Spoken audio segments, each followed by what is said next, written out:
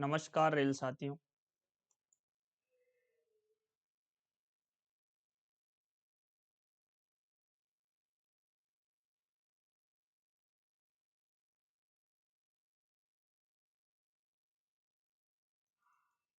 बहुत बहुत स्वागत है इस वीडियो में आपका।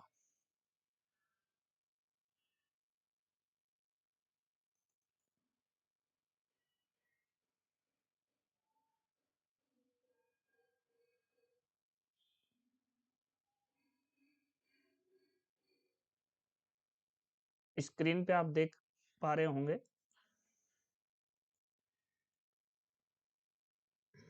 इस वीडियो में हम JEE-CNW कोचिंग लेवल 6 बेसिक 35,400 का पेपर सोल्व करेंगे। और ये पेपर देख सकते हैं आप, इसकी डेट देख सकते हैं 18 नवंबर 2023, 18/11/2023 का ये पेपर है। 2 घंटे का इसमें आपको समय मिलता है, यानी 120 मिनट बराबर आपको 110 क्वेश्चन होते हैं राजभाषा सहित। राजभाषा के 10 होते हैं, उनमें से आपको 100 प्रश्न हल करने होते हैं मैक्सिमम। 120 मिनट में 100 प्रश्न। और आप ये जानते ही हैं, पास होने के लिए कम से कम 60% अंक, यानी 100 अंक का पेपर होता है। और प्रश्नों की संख्या भी 100 होती है, तो आपको 60 अंक लाने के लिए 60 प्रश्न आपके सही रहने चाहिए, नेगेटिव को काट के। 1/3 नेगेटिव मार्किंग है, यानी 3 गलत पर 1 सही आपका हो जाए। 1 सही प्रश्न आपका, 3 गलत पर 1 सही प्रश्न आपका गलत हो जाएगा।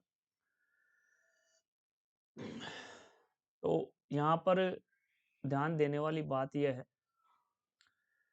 कि अगर आपके 100 में से 60 नंबर नहीं आते हैं,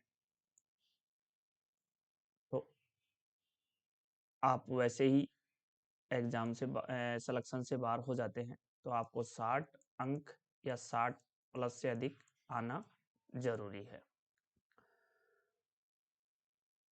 मान लीजिए आपके 60 अंक आते हैं या 60 अंक से ऊपर आते हैं,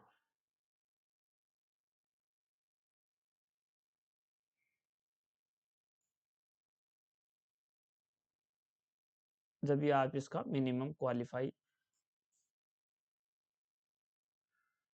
पास कर पाएंगे। यानी कहने का मतलब यह है कि 100 अंक की परीक्षा है, उसमें आपके 60 नंबर लाना अति आवश्यक है। उसके बाद हम ये देखेंगे, वहाँ डिपेंड करता है वैकेंसी पर, और 60 प्लस यानी पास कितने होते हैं।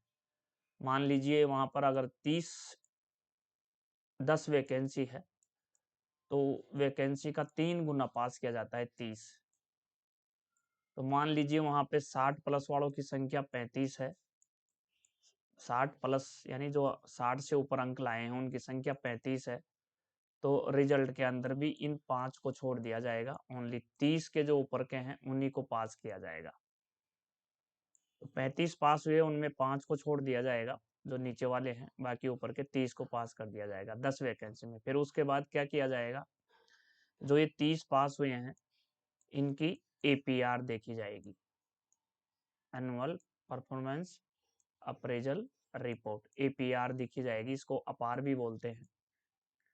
ये लास्ट 3 इयर्स की देखी जाती है, लास्ट 3 इयर्स की देखी जाती है, लास्ट 3 इयर्स की देखी जाती है। लास्ट 3 इयर्स में जैसे मान लीजिए अभी 2024 है, अभी 2024 है, तो इसमें आपके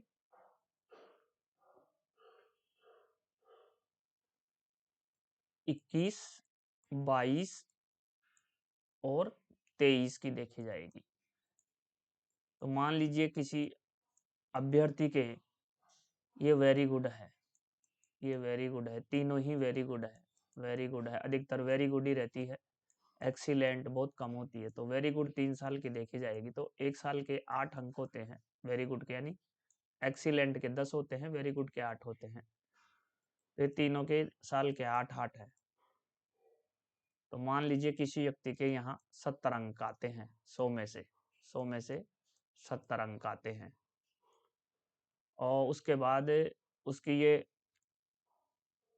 10-10 नंबर में से 8-8 24 हो गए, तो ये 24 अंक यहाँ हो गए उसके 3 साल के। तो 70 प्लस 24 यहाँ जोड़ दिए जाएंगे, तो यहाँ पे आपके 4, तो ये 94 हो जाएंगे। तो 94 कितने में से हो गए? 130 में से हो गए। लेकिन मान लीजिए अगर यहाँ पे किसी आपके समकक्ष किसी साथी के 70 नंबर हैं, लेकिन उसकी एक भी अगर एक्सीलेंट है, दोनों में से एक भी यदि एक्सीलेंट है, तो उसके एक्सीलेंट के 10 नंबर हो जाएंगे। तो यहाँ पे उसके 2 अंक ज़्यादा बढ़ गए, तो उसके यहाँ पे जो 94 आपके हैं, तो 94 और प्लस 2 उसके 1 साल की एक्सीलेंट थी, तो 2 अंक, तो ये 96 हो गए। तो ये बंदा आपसे ऊपर हो जाता है। क्यों हो जाता है? एक्सीलेंट की वजह से, यानी एक्सीलेंट एपीआर की वजह से हो जाता है। मान लीजिए इसके तीनों साल की एक्सीलेंट है, तो तीनों साल की 8-8 की जगह 10, 10 और 10। तो इस हिसाब से ये इसके 30 में से 30 अंक हो जाते हैं, क्योंकि एक साल का 10 नंबर के हिसाब से ये कैलकुलेट की जाती है। तो 30 में से 30 हो जाते हैं इसके। तो यहाँ मान लीजिए यदि उसके 100 में से 70 हैं, 100 में से 70 हैं, तो यहाँ पर वो 70 और यहाँ 30 में से 30, तीनों साल की एक्सीलेंट है, तो 70 प्लस 30 हो जाती है। तो ये इसके 100 अंक हो गए। 100 अंक कितने में से हो गए? 100 अंक का पेपर और 30 नंबर की ये एपीआर। तो 30 नंबर की एपीआर यानी 130, 30 नंबर की एपीआर 100 नंबर का पेपर, तो ये 130 हो गए, यानी 130 में से 100 अंक आ गए। अब यहाँ पे जिसके वेरी गुड थे 94 थे और इसकी एक्सीलेंट थी, तो ये से अंक दोनों के बराबर थे 70-70, लेकिन इसकी एपीआर एक्सीलेंट थी तीनों सालों की, तो ये आपसे इसके 94 रह जाएंगे इसके वेरी गुड वाले कर। एक्सीलेंट वाला आपसे 94 में 6 जोड़ दीजिए, यानी 2-2 नंबर बढ़ जाते हैं, तो 90 यानी 100 हो जाएगा। तो ये सेम अंक 70 नंबर लाने वाला, लेकिन इसकी वेरी गुड थी, और एक दूसरा अभ्यर्थी जो 70 अंक लाया था उसकी एक्सीलेंट थी, तो यहाँ 6 नंबर का डिफरेंस, 94 से 100, 6 नंबर का डिफरेंस हो जाएगा, तो ये मेरिट में आगे चला जाएगा। तो यहाँ रिटर्न में कितने नंबर हैं और आपकी एपीआर कैसी है, इस पे भी ये जेई का जो इंटरमीडिएट सिलेक्शन होता है आईएमक्यू कोटा का, इसके ऊपर ये डिपेंड रखता है। इस चीज़ का आप ध्यान रखें। तो चलिए, यानी रिटर्न के नंबर और रिटर्न के नंबर और रिटर्न के मार्क्स प्लस एपीआर के मार्क्स, दोनों को जोड़ के फाइनल पैनल तैयार किया जाता है। तो फिर ये 30 में से 10 लेने हैं, तो 30 कैंडिडेट की एपीआर के नंबर और अंकों के नंबर मिला के फाइनल 10 सीट के लिए सिलेक्शन किया जाएगा। तो ये प्रोसेस कई बार में इनसे जो नए रेल्स आती हैं जो जुड़े हैं वो पूछते रहते हैं सर इस तरह से, तो ये एक प्रोसेस है आईएमक्यू कोटे का।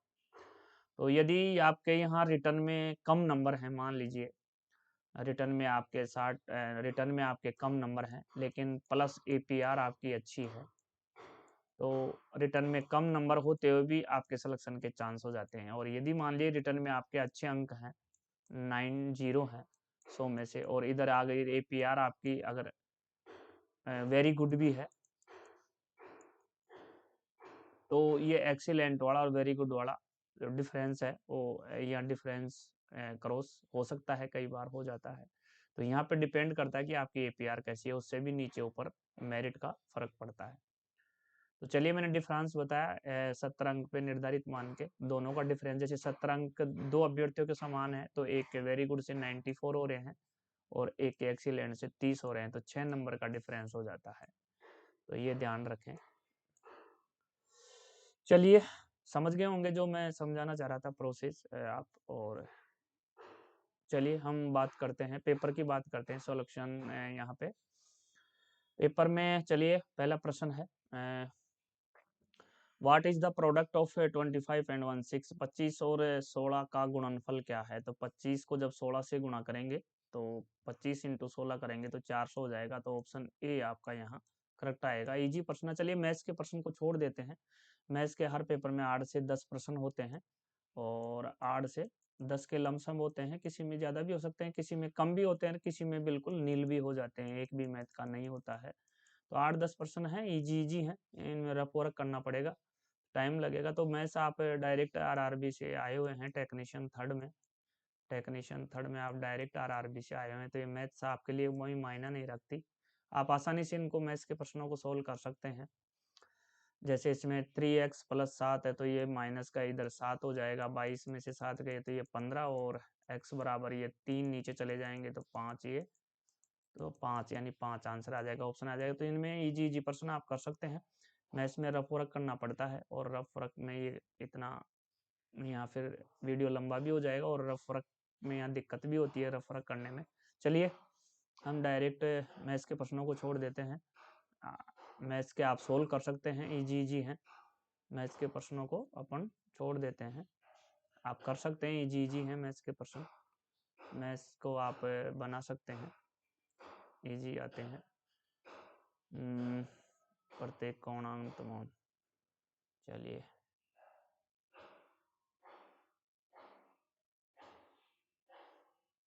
चलिए यहाँ जाते हैं अपन प्रश्न नंबर 25 तक यहाँ मैथ थी, 26 में आ जाते हैं। इजी इजी प्रश्न थे तो बना सकते हैं मैथ्स के। इतना अपना आरआरबी के जो आरआरबी का टेस्ट दे के आते हैं तो इतनी सी मैथ्स तो जानते हैं, और विभागीय परीक्षाओं में मैथ्स इजी आती है तो आप मैथ्स बना सकते हैं, आपके लिए कोई बड़ी बात नहीं है।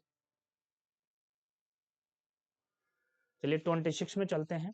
In which year was the United Nation established? किस वर्ष में संयुक्त राष्ट्र स्थापित हुआ था? तो ये 1945 में स्थापित हुआ था, ईयर पूछा है यूएनओ का। किस वर्ष में संयुक्त राष्ट्र स्थापित हुआ था, यूनाइटेड नेशन एस्टेब्लिश्ड? तो ये 1945 में, ऑप्शन ए आपका यहाँ करेक्ट आंसर हो जाएगा। उसके बाद हम बात करते हैं 27 दिए गए में भारत का सबसे ऊंचा पर्वत, which is the highest mountain in India among below? दिए गए में भारत का सबसे ऊंचा पर्वत कौन सा है? नंदा देवी, गंगोत्री, त्रिशूल, कंचनजंगा सबसे ऊंचा हो जाएगा, ऑप्शन ए आपका यहाँ राइट आंसर हो जाएगा, ऑप्शन ए। उसके बाद 28 who is the current prime minister of India? Bharat के वर्तमान प्रधानमंत्री कौन है? तो ये वर्तमान प्रधानमंत्री श्री नरेंद्र मोदी जी हैं, ऑप्शन ए। बिल्कुल इजी प्रश्न है ये। रैंकर कोटा 25% रैंकर कोटे का है, तो रैंकर कोटे में इजी प्रश्न होते हैं। चलिए प्रश्न नंबर 29 है। Which city in India recently hosted the G20 summit G20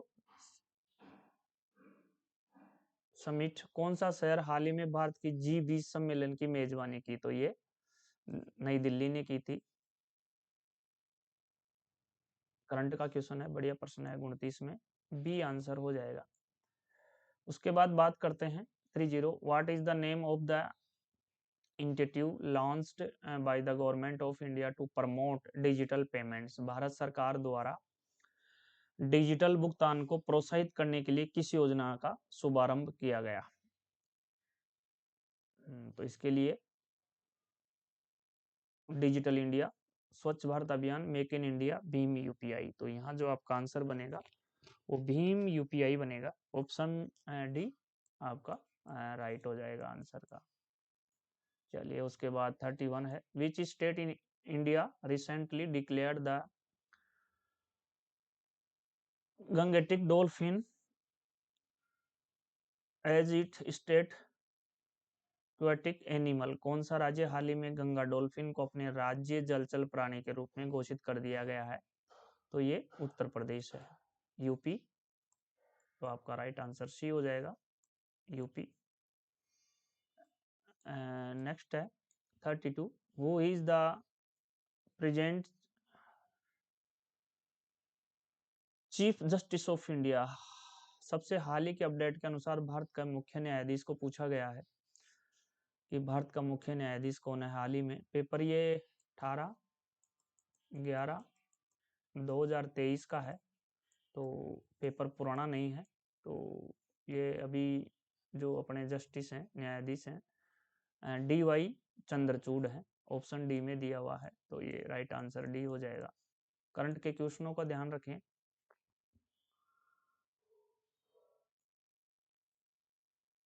method वही आरआरबी वाला रहता है साथियों, मेथड वही आरआरबी वाला रहता है। मैथ्स रहती है, रीजनिंग रहती है, जीके रहता है, रेलवे जीके रहता है, करंट जीके रहता है। केवल टेक्निकल और राजभाषा जुड़ती है, केवल टेक्निकल और राजभाषा के क्वेश्चन जुड़ जाते हैं। बाकी आपका वही, अगर आप आरआरबी की तैयारी करते रहते हैं, आरआरबी की तैयारी अभी भी दे रहे हैं, नौकरी में आने के बाद भी आप तैयारी कर रहे हैं, तो आरआरबी वाला ही मेथड रहता है। मैथ रीजनिंग जीके इंग्लिश और रेलवे से संबंधित क्वेश्चन वही रहता है, केवल एक टेक्निकल और राजभाषा जुड़ती है। तो आरआरबी वालों को कोई दिक्कत नहीं होनी चाहिए इसमें मेरे हिसाब से, केवल टेक्निकल और राजभाषा उनको अलग से पढ़ लेनी है बस। निम्न में से कौन भारतीय रेलवे की इकाई नहीं है? तो यहाँ पे ICF है, ये चेन्नई में है। RCF है, रेल कोच फैक्ट्री कपूरथला में है। और MCF है जो मॉडर्न कोच फैक्ट्री रायबरेली में है। तो ये DRDO जो है यहाँ पे भारतीय रेलवे की इकाई नहीं है। तो यहाँ डी ऑप्शन आपका करेक्ट हो जाएगा। ICF integral coach factory Chennai Perambur, तो यह वंदे भारत है, उसका भी इन्होंने ही निर्माण किया, ICF ने ही। तो यहाँ पे ICF इकाई हो गई, RCF भी इकाई हो गई, rail coach factory Kapurthala. Modern coach factory Raebareli UP, ये भी आपकी इकाई हो गई। यहाँ DRDO नहीं है, तो यहाँ डी ऑप्शन आपका करेक्ट हो जाएगा।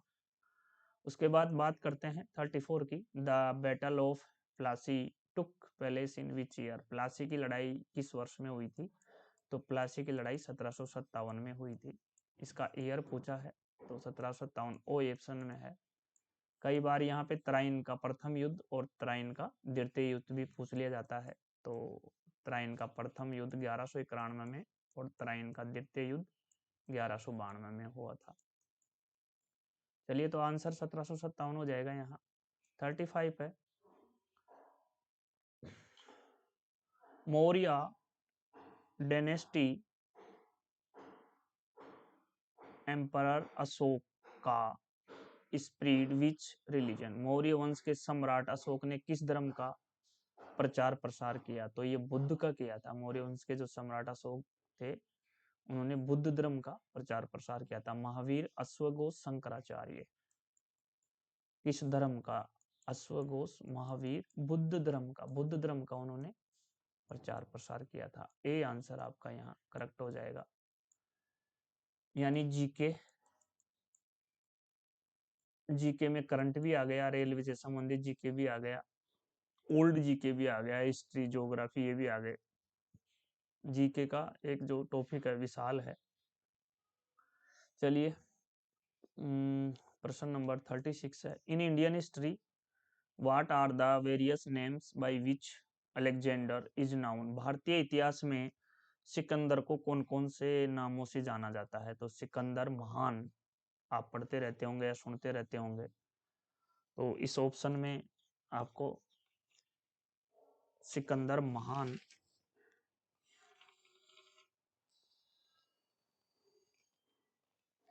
ऑप्शन ए है यहाँ सिकंदर महान। सिकंदर सुल्तान, विक्रमादित्य, पोरस, महान ऑप्शन यहाँ ए ऑप्शन यहाँ राइट हो जाएगा आपका। चलिए, प्रश्न नंबर 37 है। The Indus valley civilisation was mainly contracted in which modern day countries? Sindhu सभ्यता मुख्यतः किस समकालीन देशों में समृद्ध थी? तो ये भारत और पाकिस्तान में, भारत और पाकिस्तान में। यहाँ पहला ही ऑप्शन आपका राइट हो जाएगा। ऑप्शन ए आपका यहाँ करेक्ट है। प्रश्न नंबर 38 है। Who was the founder of the Maurya dynasty in ancient India, प्राचीन भारत में मौर्य वंश के संस्थापक कौन थे? चंद्रगुप्त थे। मौर्य वंश के संस्थापक चंद्रगुप्त मौर्य थे। ऑप्शन ए में यहाँ दिया हुआ है। जीके के प्रश्न है। The quite India movement was launched in which year? Bharat छोड़ो आंदोलन किस वर्ष शुरू हुआ था? तो ये 1942 महात्मा गांधी जी के द्वारा। अंग्रेजों भारत छोड़ो 1942। ऑप्शन ए आपका यहाँ करेक्ट हो जाएगा। प्रश्न नंबर 40। In Indian history Krishna Deva Raya was associate with which dynasty? भारतीय इतिहास में कृष्णा देव राय का किस वंश से संबंध था? तो कृष्णा देव राय का जो संबंध था वो विजयनगर से था। कृष्णा देव राय का जो संबंध था विजयनगर से था। सी ऑप्शन आपका यहाँ करेक्ट हो जाता है। प्रश्न नंबर 41 है। What is the name of the semi high speed train? Semi high speed train introduced by Indian railways between Mumbai and Ahmedabad. भारतीय रेलवे ने मुंबई और अहमदाबाद के बीच प्रस्तुत किए गए हाई स्पीड ट्रेन का नाम क्या है? तो ये T18 T18 बोले तो वंदे भारत। वंदे भारत आपके सी ऑप्शन में है। वंदे भारत आपके सी ऑप्शन में है। तो ये आपके 41 में सी आंसर हो जाएगा। विच year did the first train run in India? Bharat में पहली ट्रेन कब चली? बहुत अच्छा प्रश्न है। 16 अप्रैल 1853।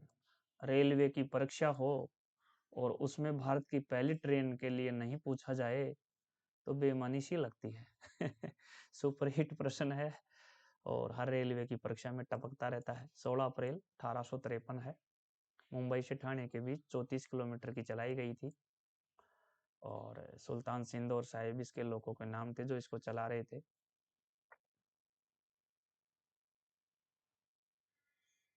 57 मिनट की ये यात्रा थी।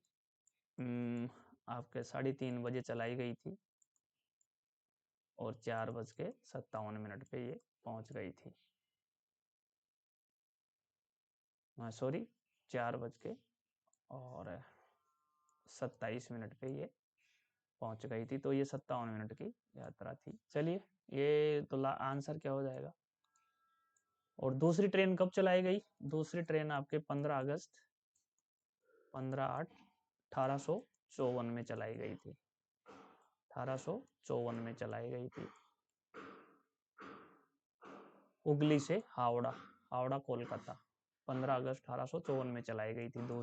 दूसरी भी पूछ लिया जाता है कई बार, इसलिए ध्यान रखें। प्रश्न नंबर 43 है। What is the headquarters of the western railway zone in India? Bharat में पश्चिमी रेलवे क्षेत्र का मुख्यालय कौन सा है? हेडक्वार्टर से संबंधित एक प्रश्न जरूर आता है, तो आप हेडक्वार्टर से संबंधित प्रश्नों को जरूर तैयार कर लें। तो यहाँ पे भारत में पश्चिमी रेलवे क्षेत्र का हेडक्वार्टर पूछा है, यानी WR का पूछा है। तो WR और CR का एक ही है, मुंबई। मुंबई W और CR का एक ही है, मुंबई। तो ऑप्शन ए यहाँ आपका करेक्ट हो जाएगा, मुंबई आंसर आ जाएगा। हेडक्वार्टर से संबंधित जरूर पूछता है, जैसे उत्तर पश्चिमी रेलवे का NWR का जयपुर है, ध्यान रखें। चलिए 44 है। Which is the oldest mountain railway in India? Bharat में सबसे पुरानी पहाड़ी रेलवे कौन सी है? तो ये दार्जिलिंग हिमालयन रेलवे है। दार्जिलिंग हिमालयन रेलवे आपके सबसे पुरानी पहाड़ी रेलवे है। ये कालका शिमला, माथेरन हिल, नीलगिरी माउंटेन, ये बात सब पुरानी जो सबसे ज्यादा है वो दार्जिलिंग हिमालयन रेलवे। 45 की बात करें। What is the name of the luxury tourist train operated by Indian Railways that covers various destination in Rajasthan? भारतीय रेलवे द्वारा संचालित वह शानदार पर्यटन ट्रेन का नाम क्या है जो राजस्थान में विभिन्न स्थलों को कवर करती है? तो ये महाराजा एक्सप्रेस है। महाराजा एक्सप्रेस है। राजस्थान में विभिन्न स्थलों को कवर करती है महाराजा एक्सप्रेस। ऑप्शन बी यहाँ आपका करेक्ट हो जाएगा। प्रश्न नंबर 46 है, in which year was the Indian Railway establish, भारतीय रेलवे किस वर्ष स्थापित की गई? तो ये 16 अप्रैल 1853 में। 2 बार पूछ लिया गया है इसको। 16 अप्रैल 1853। प्रश्न नंबर 47 है, how many continuous days LAP can be guaranteed by senior supervisor to non safety category staff under him. Railway के अवकाश नियमों के अनुसार वरिष्ठ पर्यवेक्षक अपने अधीनस्थ नॉन सेफ्टी कर्मचारी को लगातार कितने दिवस तक की कैलेंडर एलएपी स्वीकृत कर सकता है? तो वो 15 दिन की एलएपी स्वीकृत कर सकता है।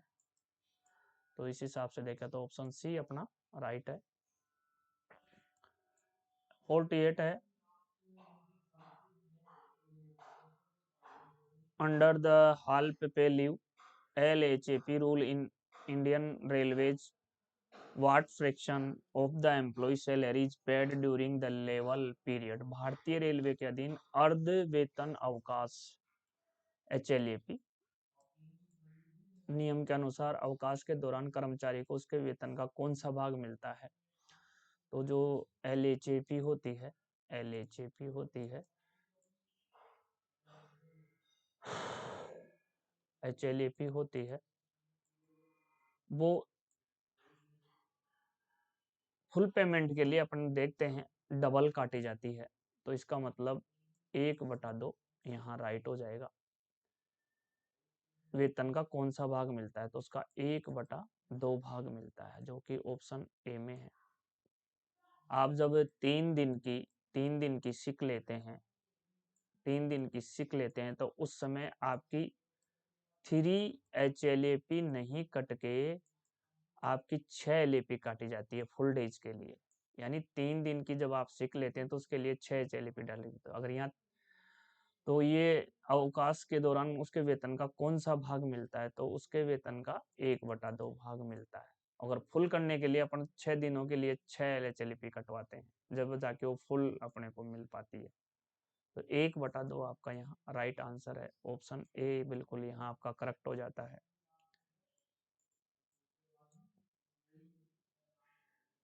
49 है, इन case of child care leave, in case of child care leave CCL in Indian Railways, what is the maximum duration in days for which a female employee can avail this leave?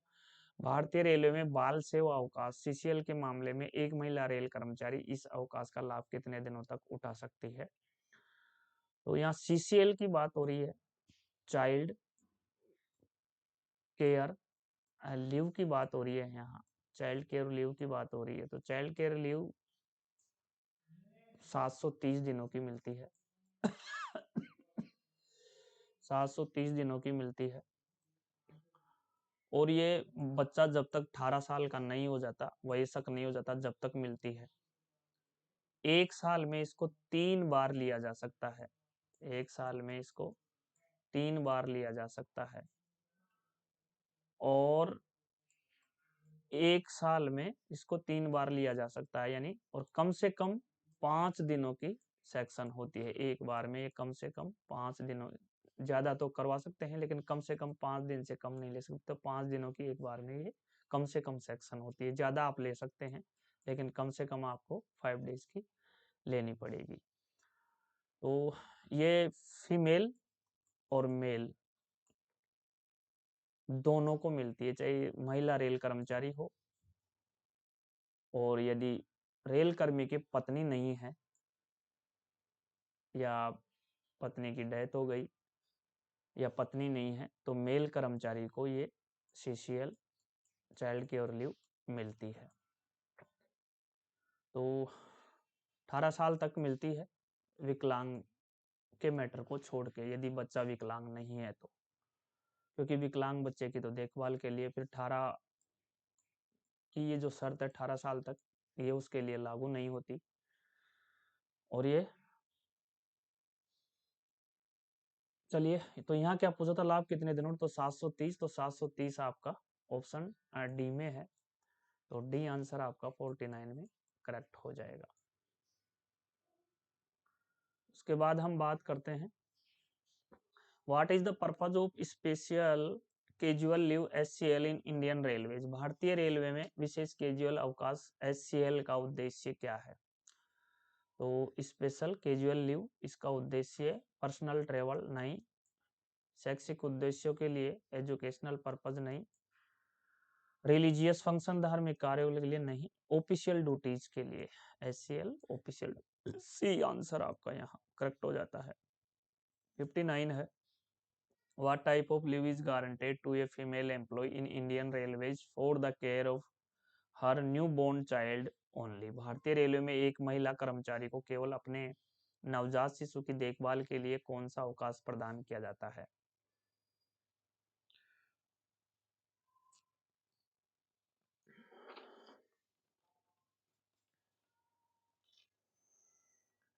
तो अभी आपने जो बताया था वो child care leave था, जो कि बच्चे के लिए, या जो भी उसका बच्चा 18 साल था। यहाँ नवजात शिशु की बात हो रही है, एक महिला रेल कर्मचारी की बात हो रही है, तो उसको मातृत्व अवकाश दिया जाता है, उसको मातृत्व अवकाश दिया जाता है। और ये 180 दिन का मिलता है, ये 180 दिन का मिलता है मातृत्व अवकाश। ऑप्शन बी आपका यहाँ राइट है। और इसको मंथ में पूछेगा तो 6 मंथ का मिलता है, दिनों में पूछे तो 180 दिन, और कई बार ये वीक में भी पूछ लेता है, तो 26 वीक इसके लिए राइट हो जाएंगे। 26 वीक 6 मंथ 180 डेज बराबर है। और ये आपके 1/9/2008 से लागू हुआ था। मैटरनिटी लीव, मातृत्व अवकाश 1/9/2008 से लागू हुआ था। उस समय 6 पे कमीशन था, उस समय 6 पे कमीशन था। और 1 जनवरी 2016 से 7 पे कमीशन है, इतना तो आप जानते होंगे। 1 जनवरी 2016 से 7 पे कमीशन लागू है। तो चलिए, ये ऑप्शन बी आपका यहाँ राइट हो जाएगा। उसके बाद हम बात करते हैं question 5.2 in case of a railway servant being charge sheet SF11, what is the time limit in days for finalising penalty? एक रेलवे कर्मचारी को SF11 चार्जशीट दाखिल करने के मामले में पेनल्टी लगाने की समय सीमा क्या है? तो वो 1 महीना है, 1 मंथ। 1 मंथ का मतलब ऑप्शन के हिसाब से यहाँ 30 दिन हो जाएंगे, तो डी ऑप्शन आपका यहाँ राइट हो जाता है। उसके बाद 53 की बात करें, in case of a minor misconduct what is the usual course of action as per the disciplinary rule? सामान्यतः एक सामान्य अनुशासन नियमों के अनुसार सामान्य अनुचित व्यवहार के मामले में सामान्यतः क्या कदम उठाया जाता है?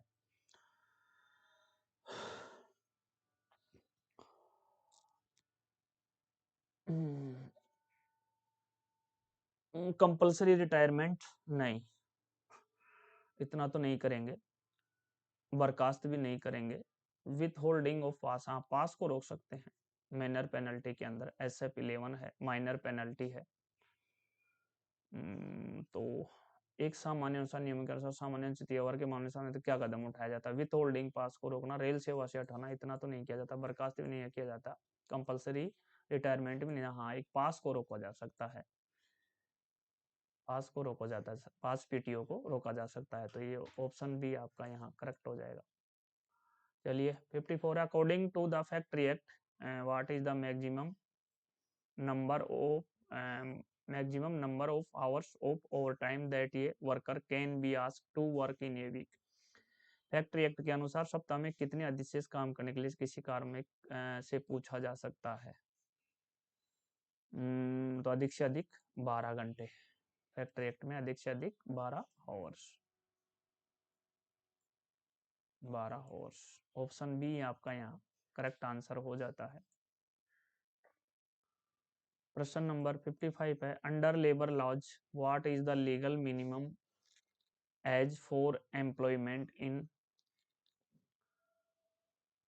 Hazards occupation? श्रम कानून के तहत खतरनाक व्यापारों में रोजगार के लिए कानूनी न्यूनतम आयु कितनी है? तो ये 18 साल है, यानी 18 ईयर 18 ईयर्स।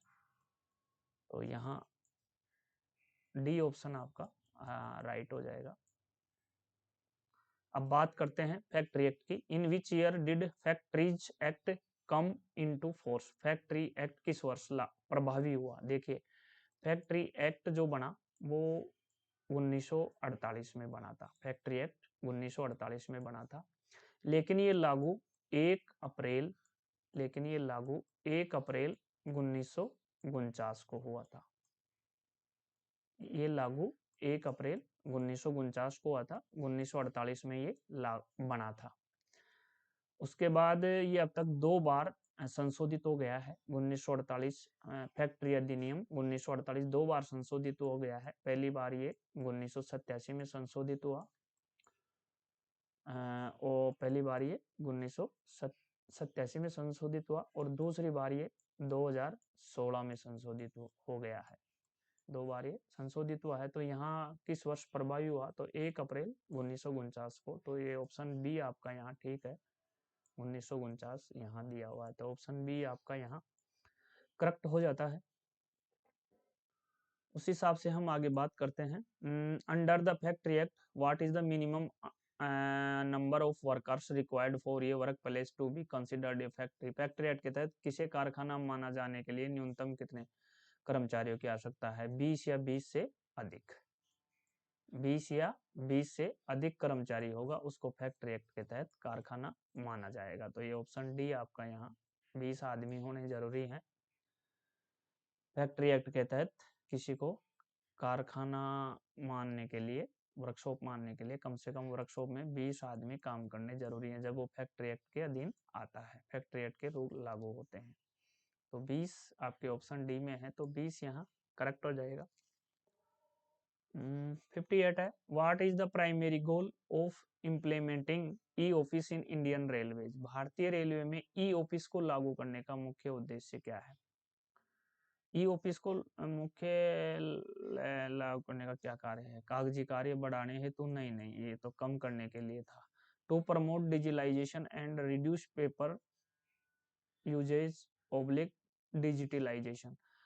डिजिटलाइजेशन को बढ़ावा देना और कागजी कार्रवाई कम करने हेतु, यही यहाँ आपका ऑप्शन बी राइट हो जाएगा। प्रशासनिक प्रक्रिया को जटिल करने हेतु नहीं, ये तो गलत है। तकनीकी प्रगति को हताश करने हेतु, ये भी आपका गलत हो जाएगा। बी ऑप्शन सही है, डिजिटलाइजेशन को बढ़ावा देना और कागजी कार्रवाई को कम करने के लिए भारतीय रेलवे में ई ऑफिस को लागू करने का मुख्य उद्देश्य यही था, कागजी कार्रवाई कम से कम हो। ऑप्शन बी आपका यहाँ ठीक है। उसके बाद 59 की बात करें। 59 है, what is the SI unit of work? SI unit of work यानी कि एसआई यूनिट क्या है, कार्य की एसआई यूनिट क्या है? तो वो जूल है, option B. 60 kinetic energy is the energy associate with, गतिज ऊर्जा किससे संबंधित है? तो ये मोशन, गति से संबंधित है। उसके बाद 61 है, what is the formula for power? शक्ति का फॉर्मूला क्या है? तो यहाँ पावर बराबर वर्क बटे टाइम, पावर बराबर वर्क बटे टाइम। तो पहला ही ऑप्शन आपका यहाँ करेक्ट हो जाएगा, यानी शक्ति बराबर कार्य बटा समय। 62 है, an equipment requires 100 joule to work in 10 seconds, what is its power? एक उपकरण को काम करने में 100 जूल की आवश्यकता होती है और ये 10 सेकंड में काम करता है, तो उपकरण की शक्ति क्या है? तो 100 जूल में 10 का भाग दे दो, आगे 10, तो ये 10 वाट, आंसर करेक्ट। चलिए 63 की बात करते हैं। Head of mechanical department in zonal railway is noun है। जोनल स्तर पर यांत्रिक विभाग का मुख्यालय कौन होता है? कौन होता है विभाग का मुखिया? जोनल लेवल पर मैकेनिकल डिपार्टमेंट का पूछा है, तो पीसीएम साहब हो जाएंगे। ऑप्शन ए आपका यहाँ करेक्ट हो जाएगा। यहाँ पर कई बार पीसीएमई साहब का नाम भी पूछ लिया जाता है, सीडब्ल्यू साहब का भी नाम पूछ लिया जाता है। तो आप जिस भी जोन में हैं, तो जिस डिवीजन में काम कर रहे हैं, वहाँ के इन चीज़ों का ध्यान रखें। CRSE chief rolling stock engineer, chief workshop engineer, CME साहब, इन सबका, GM का, सरकारी रेलवे बोर्ड के अध्यक्ष, CRB, इनका सबका नाम आपको याद होना चाहिए जिस भी जोन में हैं आप। Unit of heat is measurement unit of heat is measured in, ऊष्मा की मात्रा किस इकाई में, तो ये जूल में मापी जाती है। ऊष्मा की मात्रा की इकाई जूल में मापी जाती है। ऑप्शन डी यहाँ बिल्कुल आपका करेक्ट हो जाएगा। न्यूटन के गति के प्रथम नियम की बात हो रही है। According to Newton's first law of motion, an object at rest tends to stay at rest and an object in motion tends to stay in motion unless acted upon by a, Newton गति के प्रथम नियम के अनुसार किसके न लगने तक एक स्थिर वस्तु स्थिर रहेगी, वह एक गतिशील वस्तु गतिशील रहेगी जब तक फोर्स यानी बल नहीं लगेगा। फोर्स तो यहाँ जब तक बल नहीं लगेगा जब तक वो एक स्थिर वस्तु स्थिर रहेगी। ये न्यूटन गति का प्रथम नियम है। ये गतिशील वस्तु गतिशील रहेगी जब तक कि उस पर फोर्स नहीं लगेगा। तो ये फोर्स ऑप्शन ए में है, न्यूटन गति का पहला नियम। चलिए प्रश्न नंबर 66 है, full form of CWM। CWM साहब की फुल फॉर्म पूछी गई है तो चीफ वर्कशॉप मैनेजर हो जाएगा। और ये SAG ग्रेड के होते हैं और इनको सिल्वर पास मिलता है, इनको सिल्वर पास मिलता है, ये भी ध्यान रखें। SAG ग्रेड के होते हैं, सिल्वर पास मिलता है। चलिए 67 है, maximum speed of LHB coach is. LHB coach की स्पीड पूछी गई है। मैक्सिमम कोच की मैक्सिमम स्पीड 160 किलोमीटर पर हावर होती है, लेकिन इसको 200 किलोमीटर तक अपग्रेड किया जा सकता है। तो यहाँ अपन क्या लेंगे, यहाँ 160 किलोमीटर पर हावर लेंगे। तो ऑप्शन बी यहाँ आपका ठीक है। Link Hoffman Bush German technology थी। और चलिए लिंक ऑफमैन बुश स्पीड पूछी थी तो 160 किलोमीटर। जानते होंगे इजी इजी पर्सन है, रैंकर कोटे का है तो इजी पर्सन रहेंगे। POH of ICF coach is done at the interval of month. ICF RCF का पीओच कितने माह के अंतराल पे किया जाता है, तो वो 18 माह के अंतराल पे किया जाता है। पीओच 18 माह के अंतराल पे किया जाता है, 18 मंथ। और आईओच आपके 9 माह के अंतराल पे किया जाता है। उसी प्रकार LHB का आपके 36 मंथ पे किया जाता है पीओच। और आयोच आपके 18 मंथ पे किया जाता है। ये LHB का, ये ICF का। चलो ठीक है, नेक्स्ट बढ़ते हैं। 69 DCP dry chemical powder, dry chemical powder, DCP dry chemical powder type fire extinguisher is suitable to extinguish, यानी DCP प्रकार का अग्निशामक निम्न को बुझाने हेतु उपयुक्त है। डीजल आग को, diesel, electric fire, petrol fire, all, सभी प्रकार, यानी DCP सभी प्रकार को सक्षम है। DCP टाइप फायर एक्सटिंग्विशर होता है, ये सभी प्रकार की आग को बुझाने में सक्षम है। तो ऑल यानी ऑप्शन डी आपका यहाँ करेक्ट हो जाएगा। उसके बाद बात करते हैं, अच्छा प्रश्न है, देर आर कितनी number of laboratory in LHB coach. LHB coach में लेबोरेटरी की संख्या होती है, शौचालय, लेबोरेटरी यानी शौचालय। देखिए जो लेबोरेटरी कोचों में, जो LHB कोचों में होती हैं वो लेबोरेटरी 4 होती हैं, लेकिन शताब्दी एक्सप्रेस इनके मामले में 3 होती है। तो ये प्रश्न जब भी पूछा जाता है तो कभी भी एक 4 अंक को ध्यान में रख के नहीं पूछा जाता है, ये 3 के उत्तर की अपेक्षा करता है। तो यहाँ पे जो लेबोरेटरी की संख्या शताब्दी वगैरह में जो LHB रेक है उनमें 3 ही लेबोरेटरी होती है, तो उस हिसाब से ही ये प्रश्न पूछा जाता है। बाकी इसमें ज्यादा कुछ दिया नहीं जाता, ओनली प्रश्न का जो पूछने का जो तरीका है वो यही रहता है हमेशा, LHB कोच में लेबोरेटरी की संख्या क्या है। तो यहाँ पे हम देखें तो LHB कोचों में लेबोरेटरी की संख्या 4 भी रहती है और 3 भी रहती है। देख लें शताब्दी के रेक के हिसाब से पूछा जाता है तो वहां पर इसका आंसर 3 आएगा। हम पढ़ते भी हैं, देखते भी हैं, तो उनमें ये आंसर 3 ही दिया हुआ रहता है, 4 नहीं रहता है। लेकिन LHV रेक के अंतर्गत 4 लेबोरेटरी होती है। चलिए, मेरे हिसाब से इस तरह का क्वेश्चन या तो उसमें कन्फर्म करना चाहिए कि शताब्दी रेक के मामले में, या इस तरह से, तो शताब्दी कोचों में इनमें 3 वो रहती है, लेबोरेटरी रहती है। उस रेक के प्रपंच मामलों के मामले में ये पूछा जाता है। चलिए ठीक है, यहाँ आंसर 3 लेबोरेटरी लेंगे। और आप कमेंट्स बॉक्स में भी बता सकते हैं इस प्रश्न का आंसर कि LHV कोच में लेबोरेटरी की संख्या कितनी होती है। वैसे मेरे हिसाब से और मैनुअल के हिसाब से ये 3 है। चलिए, axle is checked by, axle की जांच किससे की जाती है? एक्सेल की जांच यहाँ अल्ट्रासोनिक टेस्ट से की जाती है। एक्सेल की जो जांच की जाती है वो UST से की जाती है। अल्ट्रासोनिक टेस्ट एक्सेल से जांच की जाती है। ऑप्शन बी आपका यहाँ करेक्ट हो जाता है। बी ऑप्शन आपका यहाँ करेक्ट हो जाएगा। उसके बाद 72 है, break pipe pressure is, break pipe का प्रेशर पूछा है।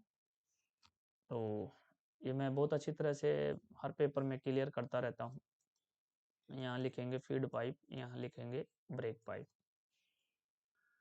यहाँ फीड पाइप का प्रेशर लिखेंगे तो 6 kg पर सेंटीमीटर स्क्वायर होता है, और ब्रेक पाइप यानी BP का 5 kg पर सेंटीमीटर स्क्वायर होता है। कलर इनका पूछ लिया जाए तो फीड पाइप का व्हाइट होता है और ब्रेक पाइप का ग्रीन होता है।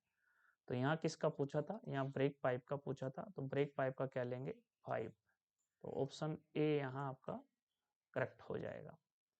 उसके बाद 73 है, wheel gauge distance between two wheels is, wheel gauge दो पहियों के बीच की दूरी किलोमीटर में कितना होता है? व्हील गेज पूछा है। देखिए, व्हील गेज की हम बात करें तो ये ICF, RCF, RCF के लिए व्हील गेज 1600 प्लस 2 माइनस 1 होता है। और यही अगर LHB के लिए पूछ लिया जाए तो LHB के लिए ये 1600 प्लस माइनस 1 होता है। तो यहाँ ICF RCF का पूछा था, तो 1602 प्लस 2 माइनस 1, ऑप्शन बी आपका यहाँ करेक्ट हो जाएगा। और यदि LHB का पूछता तो LHB के लिए 1600 प्लस माइनस 1 रहता है। तो चलिए ऑप्शन बी यहाँ राइट आपका। 74 है, limit of flat tyre in coach is mm, flat tyre की सीमा कोच में कितने mm होती है? फ्लैट टायर ये व्हील डिफेक्ट में आता है फ्लैट टायर। तो यहाँ पे पहले बात करते हैं हम कोच की, और फिर बात करेंगे हम वैगन की, तो कोच में ये 50 mm होता है, कोच में ये 50 mm होता है, और वैगन में ये 60 mm होता है। सुपरहिट क्वेश्चन है, आता रहता है, अच्छे से याद रखें को। तो कोच में 50, और यहाँ पूछा भी कोच में था, तो कोच में ऑप्शन बी आपका राइट हो जाएगा। चलिए, प्रश्न नंबर 75 है, the other name of pilot वाल इज, पायलट वाल का दूसरा नाम क्या है? पायलट वाल का दूसरा नाम है passenger emergency alarm signal device. इसको पायलट वाल भी बोला जाता है, PASD को पायलट वाल भी बोला जाता है, passenger emergency alarm signal device. तो यहाँ ऑप्शन बी आपका राइट आंसर हो जाएगा। इसके साथ ही हम इसी से जुड़ा प्रश्न जो पूछता रहता है, PEAV भी पूछता रहता है, पैसेंजर इमरजेंसी अलार्म वाल, इसका डाया भी पूछ लेता है। तो ICF RCF में इसका डाया 8 mm होता है, और LHB में इसका डाया 19 mm होता है। चलिए, प्रश्न नंबर 76 है, what is the transportation code of second class fitted with self generating electrical equipment. द्वितीय क्लास जिसमें स्वयं जनरेटिंग विद्युत इक्विपमेंट है का ट्रांसपोर्टेशन कोड क्या है? तो जीएस होता है, second class GS. Option B आपका यहाँ करेक्ट हो जाएगा। 77 है स्लीपर क्लास का, सेकंड स्लीपर का सीएन हो जाएगा। थर्ड एसी का एसीसीएन हो जाएगा आईसीएफ आरसीएफ में। सेकंड एसी का एसीसी डब्ल्यू हो जाएगा। फर्स्ट एसी का एफएसी हो जाएगा। एसएलआर का एसएलआरडी हो जाएगा।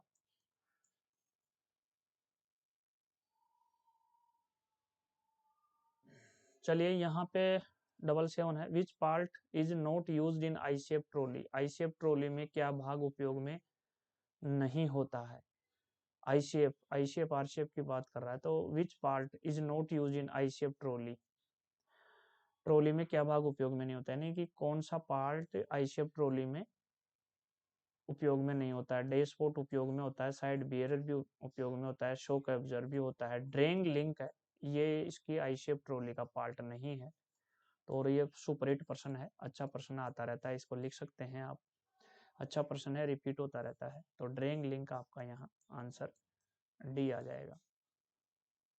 प्रश्न नंबर 78 है। What is the transportation code of vestibule 3-tier sleeper coach fitted with self-generating electrical equipment and ladies compartment? Ladies के लिए वाई आता है, ये ध्यान रखें। लेडीज के लिए जो कोड होता है वो वाई होता है, तो वाई से हम इसको यहाँ पकड़ेंगे। फिर इन्होंने 3-टायर स्लीपर यानी 3-टायर स्लीपर की बात की है। 3-टायर स्लीपर की बात की है तो इसका मतलब 3-टायर स्लीपर यानी 3-टायर स्लीपर में CN आ जाएगा और WGS आ जाएगा। तो इस हिसाब से हम देखें तो ये CZ ये तो चेयर कार के लिए हो गया, और ये CW आ गया, ये सेकंड एसी के लिए हो गया।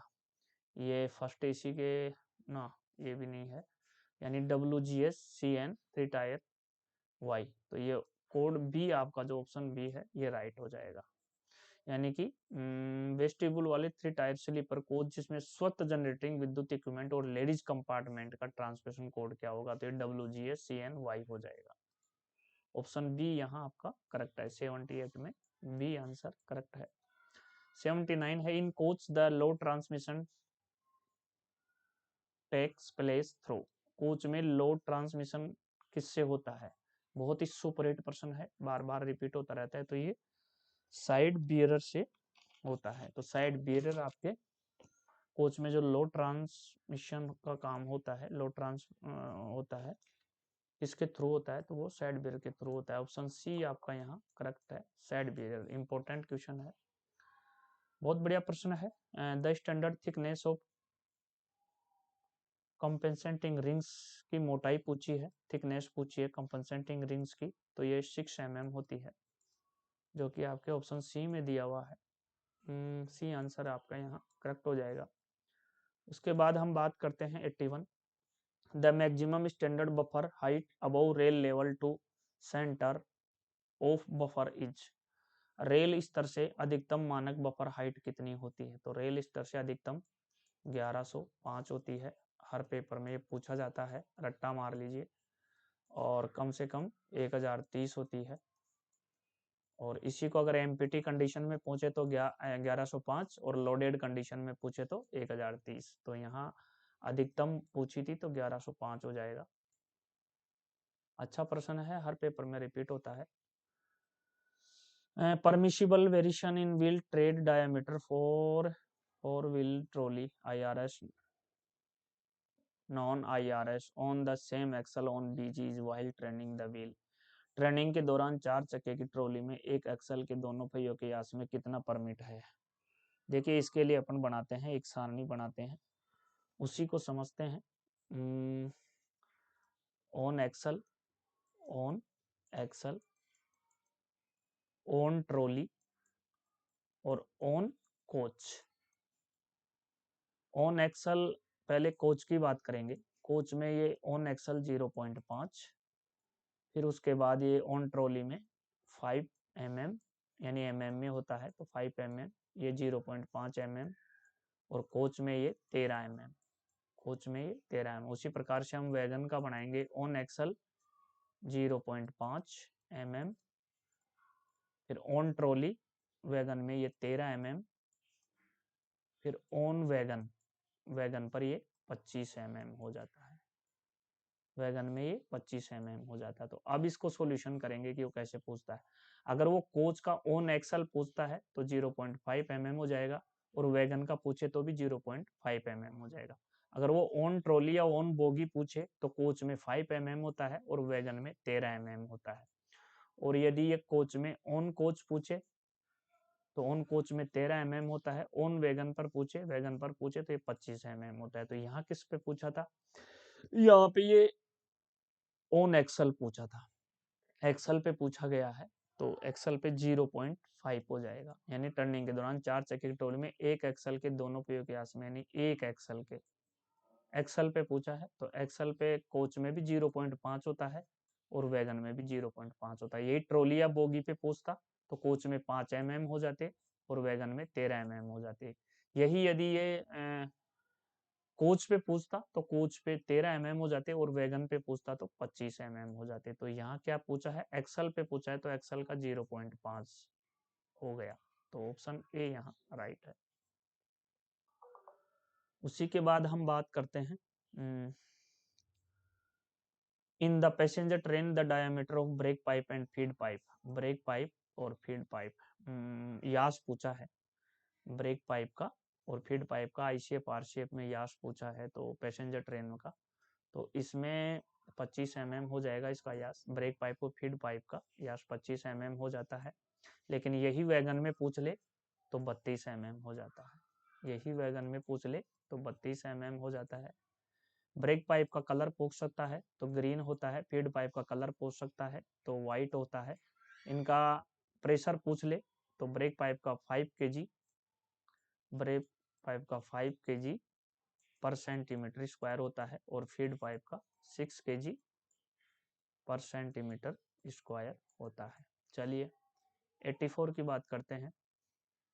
देखिए, during full service application brake pipe pressure is drop to, full service application पर ब्रेक पाइप का प्रेशर कितना गिराया जाता है। इसके लिए मैं आपको पूरी सारणी बना देता हूं।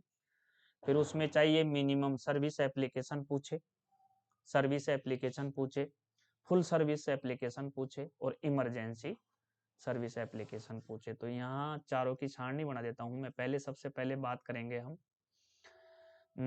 सबसे पहले बात करेंगे हम सबसे पहले बात करेंगे हम 0.5 से 0.5 kg पर सेंटीमीटर स्क्वायर से 0.8, ये मिनिमम सर्विस एप्लीकेशन होता है। फिर होता है सर्विस एप्लीकेशन, वो होता है 0.8 से 0.8 से 1, 0.8 से 1, ये सर्विस एप्लीकेशन होता है। फिर होता है full service application, full service application ये 1.0 से 1.5 तक होता है, केजी पर सेंटीमीटर स्क्वायर होता है ये। फिर उसके बाद चौथा होता है इसमें इमरजेंसी, इमर क्या हो गया यार,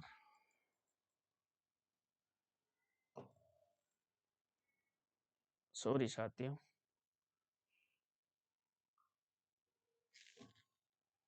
फिर होता है ये फुल सर्विस एप्लीकेशन के बाद होता है फुल सर्विस एप्लीकेशन होता है 1.0 से 1.5 केजी पर सेंटीमीटर स्क्वायर। फिर फुल सर्विस एप्लीकेशन होता है ये 1.5 से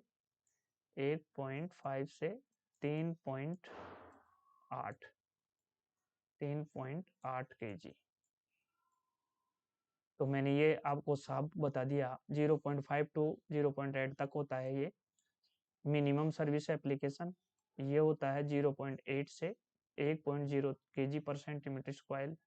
सर्विस एप्लीकेशन, और ये हो जाता है फुल सर्विस एप्लीकेशन 1.0 से 1.5 kg पर सेंटीमीटर। उसके बाद इमरजेंसी सर्विस एप्लीकेशन होता है 1.5 से 3.8 kg पर सेंटीमीटर स्क्वायर। तो यहाँ क्या पूछा था, यहाँ फुल सर्विस एप्लीकेशन पूछा था। तो फुल के लिए 1.0 से 1.5 kg पर सेंटीमीटर स्क्वायर। तो ये ऑप्शन डी आपका यहाँ राइट हो जाएगा। अब इसमें कोई सा भी आपसे पूछ सकता है, मिनिमम सर्विस एप्लीकेशन पूछ ले तो ये आ जाएगा आपका 0.5 से 0.8। उसके बाद यदि आपसे वो सर्विस एप्लीकेशन पूछे तो 0.8 से 1.0 kg पर सेंटीमीटर स्क्वायर आ जाएगा। फिर वो फुल पूछ ले तो 1.0 से 1.5 kg पर सेंटीमीटर। अगर इमरजेंसी पूछ ले तो 1.5 से 3.8 kg पर सेंटीमीटर स्क्वायर। तो ये चारों आपको याद रखने हैं, चारों में से वो एक पूछता है। कभी वो ये पूछ लेता है, कभी वो इमरजेंसी सर्विस एप्लीकेशन पूछ लेता है, कभी फुल पूछता है। इसमें फुल पूछा गया था तो आपका डी ऑप्शन 1.5 kg पर सेंटीमीटर स्क्वायर हो जाएगा। चलिए प्रश्न नंबर 85 की बात करते हैं।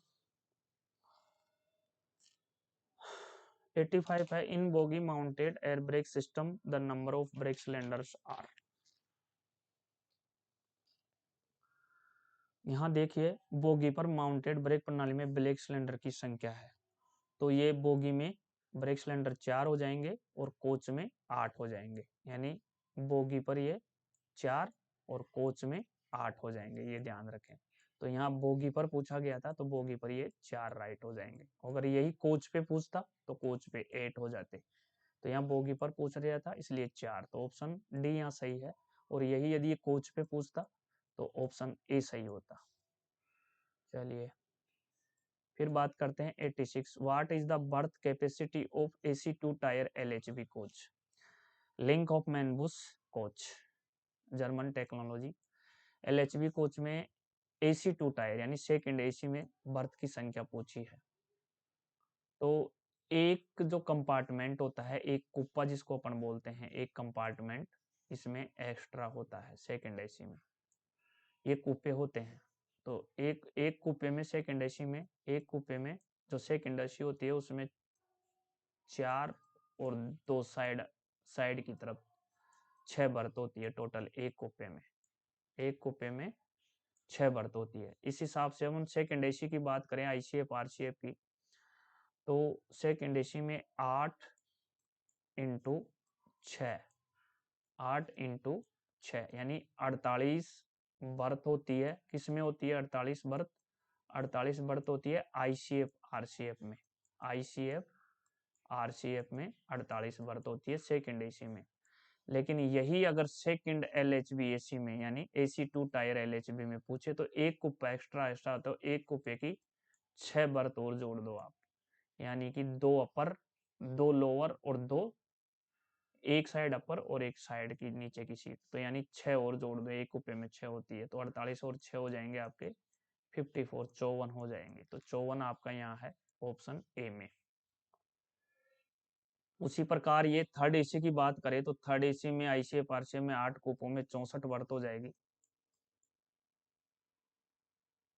अगर ये थर्ड AC की पूछता तो ICF RCF में 64 बर्थ हो जाती, 8 इंटू 8 यानी 64 हो जाती। और LHB की थर्ड AC की और जोड़ दो 8, तो 64 8 72। अगर थर्ड AC की पूछता LHB की तो 72 हो जाती, ये 72 birth third LHB third AC की हो जाती। और अगर ये ICF RCF की थर्ड AC की पूछे तो ये 8 इंटू 8 64 बर्थ हो जाती। लेकिन यहाँ सेकंड AC की पूछी थी, वो भी LHB की पूछी थी। अगर ICF RCF की पूछता तो 48 हो जाती। यहाँ पे पूछा उसने LHB की, तो एक कुप्पा एक्स्ट्रा होता है LHB कोच में, तो उसमें 6 होती हैं बर्थ, तो 6 और जोड़ देंगे तो आपका 54 हो जाएगा। तो 54 ऑप्शन ए आपका यहाँ राइट है। उसके बाद बात करते हैं 87। Is the unit of hardness, कठोरता की इकाई है, कठोरता की इकाई है BHN Newton power none of दोन, यानी BHN कठोरता की इकाई होती है। तो ऑप्शन ए यहाँ आपका राइट है। उसके बाद 88 है, flux is use to prevent of the surfaces. Flux सतह पर क्या रोकने का काम करता है? तो ये ऑक्सीकरण, ऑक्सीकरण रोकने का काम करता है। ऑप्शन ए हो जाएगा। 89 है, high current and more arc gap causes, ज्यादा प्रवाह और ज्यादा आर्क गैप होने से क्या होता है? तो ये under cutting, under cutting, high current and more arc gap causes, ज्यादा प्रवाह और ज्यादा आर्क गैप होने से क्या होता है? तो अंडर कटिंग होता है। ठीक है, बी ऑप्शन यहाँ राइट हो जाएगा। यहाँ नेक्स्ट जो प्रश्न है 90, उसमें meaning of T Q M is, T Q M का अर्थ पूछा है। तो टी से आपका टोटल हो जाएगा, क्यू से आपका क्वालिटी हो जाएगा और एम से आपका मैनेजमेंट हो जाएगा। तो यहाँ total quality management, option A आपका यहाँ करेक्ट हो जाएगा। उसके बाद 91 है meaning of PCO in workshop is, कार्यशाला में पीसीओ का क्या करता है? सुपर 8% हर पेपर में आता है, प्रोडक्शन, सी से आपका कंट्रोल, ओ से आपका ऑर्गेनाइजेशन, प्रोडक्शन कंट्रोल ऑर्गेनाइजेशन हर प्रश्न पत्र में आता रहता है।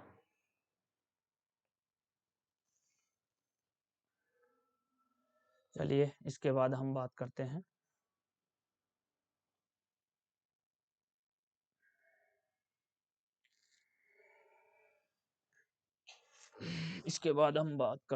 पीसीओ का हो गया, प्रोडक्शन कंट्रोल ऑर्गेनाइजेशन।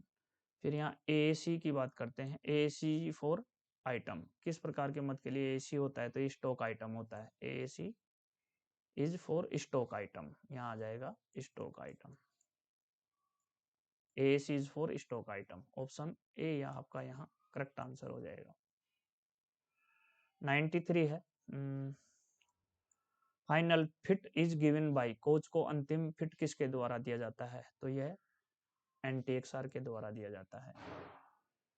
कोच जब आउट में होता है, जब फाइनल फिट देता है उसको कि हाँ कोच एकदम ओके है, कोच में कोई कमी नहीं है, कोच पूरी तैयारी से पटरी पे दौड़ने के लिए तैयार है, तो कोच की जो फाइनल फिट दिया जाता है तो वो न्यूट्रल के द्वारा दिया जाता है, यानी कि एनटीएक्सआर के द्वारा दिया जाता है। तो सी ऑप्शन अपने यहाँ राइट हो जाएगा, सी।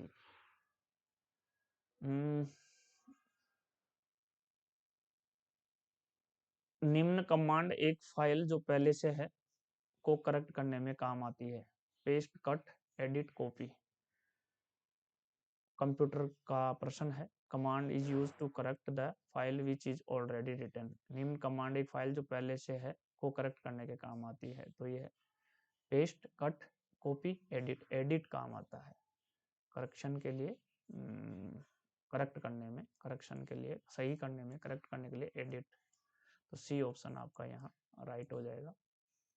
95 है what is the name of shock absorbers connected between bogie and car body, बहुत अच्छा प्रश्न है। जो शॉक एब्जॉर्ब होते हैं, एक कोच में कितने होते हैं? एक कोच में ये 18 होते हैं।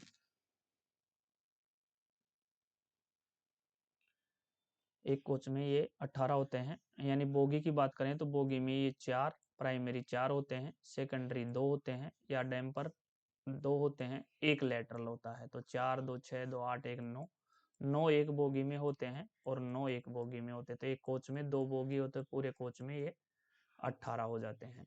अब यहाँ क्या पूछा है? यहाँ पूछा है शॉक एब्जॉर्बर जो बोगी और कार बॉडी के बीच लगता है, जो बोगी और कार बॉडी के बीच जो लगता है वो या डैम्पर लगता है। और ये एक ट्रॉली में, एक बोगी में 2 होते हैं, पूरे कोच में या डैम्पर 4 लगे होते हैं। चलिए ये प्रश्न हो गया आपका 95 का, या डैम्पर सी आंसर है आपका यहाँ करेक्ट हो गया। सीएनसी मशीन का पूरा नाम पूछा है, तो सी से कंप्यूटर हो जाएगा, एन से आपका न्यूमेरिक हो जाएगा और सी से आपका कंट्रोल हो जाएगा। तो आंसर क्या बना आपका? आंसर बना computer numeric control. CNC machine का पूरा नाम कंप्यूटर न्यूमेरिक कंट्रोल मशीन। तो यहाँ सी आंसर आपका करेक्ट हो जाएगा, CNC computer numeric control machine, C option right हो जाएगा।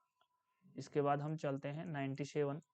Following is are generally provided with limit switch to prevent motion beyond present limit, निम्न में से किसमें गति को सीमा पर कर रोकने के लिए लिमिट स्विच लगाए जाते हैं।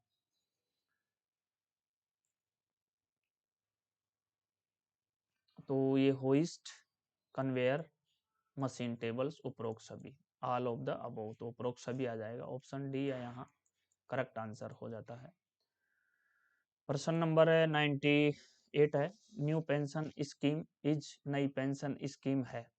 देखो ये new pension scheme, new pension scheme यानी कि बात करें तो एनपीएस, बात करें तो एनपीएस, बात करें तो एनपीएस क्रसर काम नहीं कर रहा भाई, क्या चक्कर है। एनपीएस ये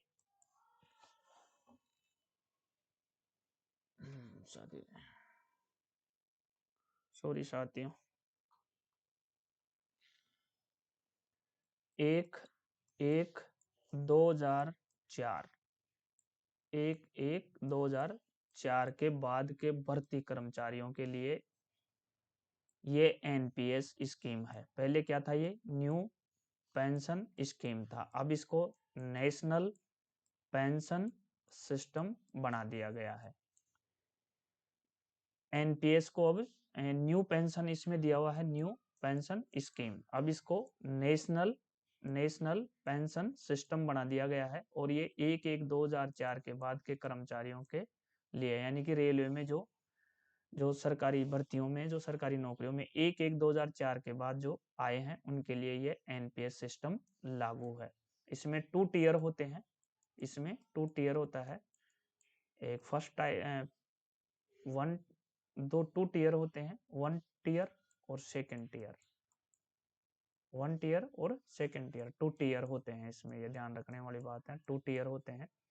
पहले ये न्यू पेंशन स्कीम थी, अब इसको नेशनल पेंशन सिस्टम बना दिया गया है और ये 1/1/2004 के बाद के भर्ती कर्मचारियों पर लागू है। तो इसमें इसने क्या पूछा है, इसमें पूछा है न्यू पेंशन स्कीम इज, नई पेंशन स्कीम है, अंशदायी है, बिल्कुल अंशदायी है। इसमें 10% तो काटा जाता है रेलवे कर्मचारी का, 10% तो काटा जाता है रेलवे कर्मचारी का, और 14% दिया जाता है रेलवे के द्वारा। तो ये टोटल हर महीने 24% जुड़ता है इसमें। पहले ये 10 था, पहले रेलवे द्वारा भी 10 था, फिर बाद में इसको 14 कर दिया। तो 10% बेसिक पे, बेसिक पे plus DA, basic plus DA, basic plus DA का 10% कटता है कर्मचारी का, और उसी का रेलवे देती है आपको 14%। तो दोनों को मिला के ये 24% इसमें हर महीने जुड़ता है। तो इसमें पूछा है कि नई पेंशन स्कीम क्या है, तो कॉन्ट्रीब्यूटरी अंशदायी, बिल्कुल अंशदायी है, इसमें कटिंग हो रही है, जो कटिंग होती है मैंने आपको बता दी। कोई अंशदायी नहीं, ये तो गलत हो जाएगा, नॉन ये भी गलत हो जाएगा, उपरोक्त सभी नहीं, उपरोक्त सभी गलत है, तो ऑप्शन ए यहाँ सही हो जाएगा, ये कॉन्ट्रीब्यूटरी है यानी अंशदायी है। तो आंसर क्या आ जाएगा, ऑप्शन ए यहाँ आपका राइट आंसर आ जाएगा। चलिए 99 है, LAP shall be credit to a railway servant at the rate of, एक रेल सेवक को एलएपी निम्न दर पर क्रेडिट होती है।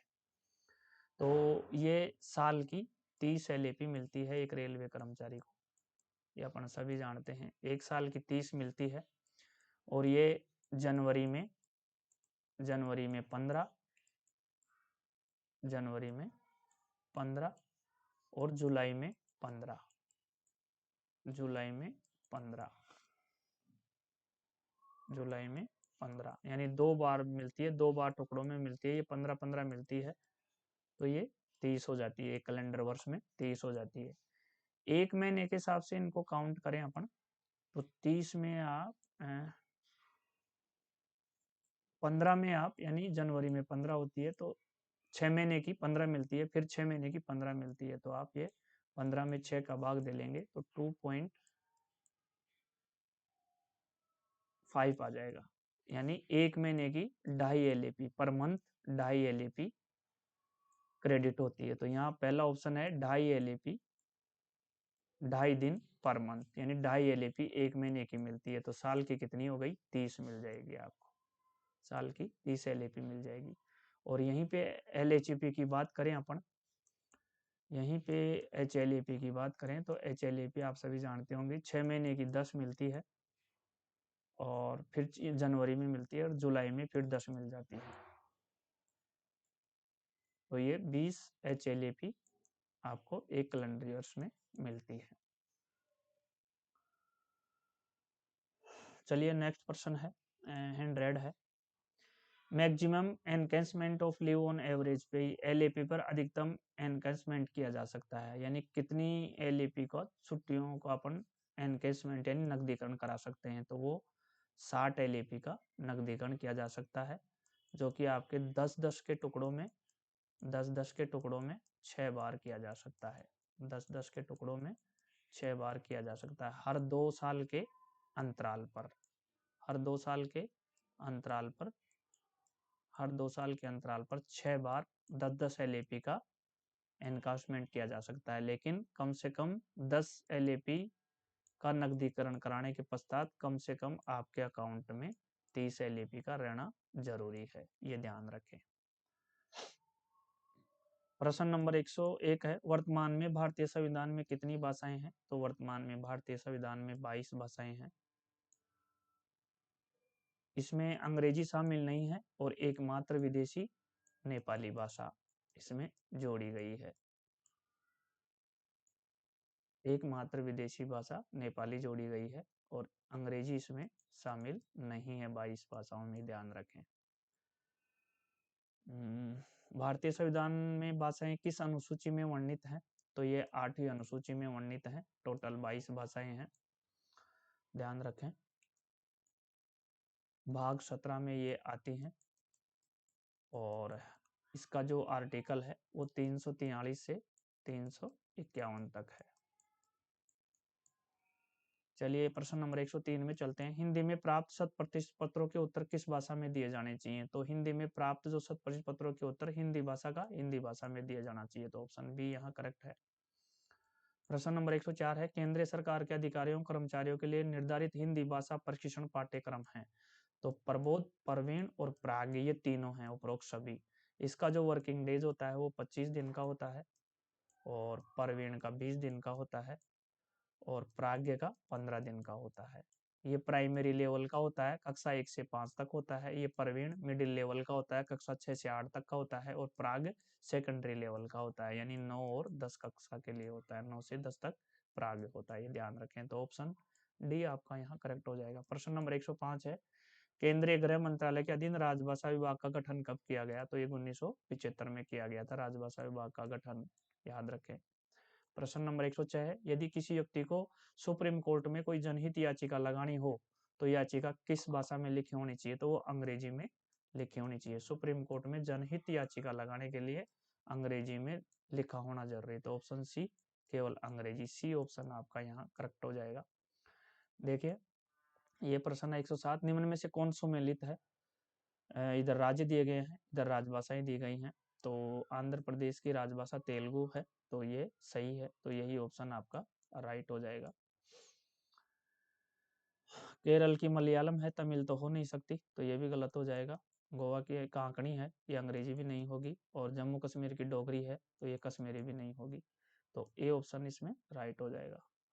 108, अरुणाचल प्रदेश में कौन सी मुख्य क्षेत्रीय भाषा है? तो अरुणाचल प्रदेश, नागालैंड और सिक्किम में अंग्रेजी है। तो अरुणाचल प्रदेश में अंग्रेजी है मुख्य क्षेत्रीय भाषा, तो सी ऑप्शन हो जाएगा। डोगरी जम्मू कश्मीर की है, और ये बोडो भी नहीं होगी, असमिया भी नहीं होगी। अरुणाचल प्रदेश की जो मुख्य क्षेत्रीय भाषा है अंग्रेजी है, तो सी ऑप्शन आपका, मैंने बताया अरुणाचल प्रदेश, नागालैंड और सिक्किम की अंग्रेजी है, तो ऑप्शन सी आपका यहाँ करेक्ट हो जाएगा। प्रश्न नंबर 109 है, डोगरी भाषा भारत के किस राज्य क्षेत्र में बोली जाती है? तो डोगरी भाषा जम्मू एंड कश्मीर में बोली जाती है। ऑप्शन ए यहाँ बिल्कुल आपका करेक्ट है। 110 की बात करें, निम्न में से कौन सी भाषा भारतीय संविधान की 8वीं अनुसूची में वर्णित नहीं है? तो मैंने बताया जो 22 भाषाएं हैं उनमें अंग्रेजी भाषा उनमें उनमें अंग्रेजी भाषा सम्मिलित नहीं है। अंग्रेजी, तो अंग्रेजी यहाँ आपके ऑप्शन डी में है। निम्न में से कौन सी भाषा भारतीय संविधान की 8वीं अनुसूची में शामिल नहीं है? तो 22 भाषाएं हैं, 22 भाषाओं में 22 भाषाओं में अंग्रेजी शामिल नहीं है, तो ऑप्शन डी आपका ये करेक्ट हो जाएगा। इस प्रकार चलो साथियों, ये पेपर पूरा हुआ आपका। 110% इसमें सोल्व कर लिए हैं।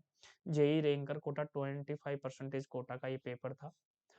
और आप जेई AWM AME की तैयारी कर रहे हैं तो जो स्क्रीन पे नंबर चल रहे हैं उन पे आप 24 आवर्स कॉन्टैक्ट कर सकते हैं और हमारे ग्रुप से जुड़ सकते हैं। ग्रुप से जुड़ने का आपको ये फ़ायदा होगा कि आप तैयारी कर रहे हैं, किसी प्रकार का आपको डाउट आ रहा है तो आप ग्रुप में वो डाउट सोल्व कर सकते हैं। ग्रुप के महानुभाव उस डाउट को सोल्व करते हैं। तो चलिए, थैंक यू वेरी मच। हम फिर मिलेंगे किसी प्रकार की जानकारी के लिए, किसी प्रकार की जानकारी के लिए, किसी प्रकार की पूछताछ के लिए आप जो स्क्रीन पे नंबर चल रहे हैं 8003826408 पे 24 आवर्स कॉल कर सकते हैं। चलिए, थैंक यू वेरी मच, धन्यवाद, thanks very much, thanks for watching this video. फिर मिलेंगे हम चलते चलते एक नए वीडियो में एक नए पेपर के साथ। तब तक आज्ञा दीजिए, नमस्कार।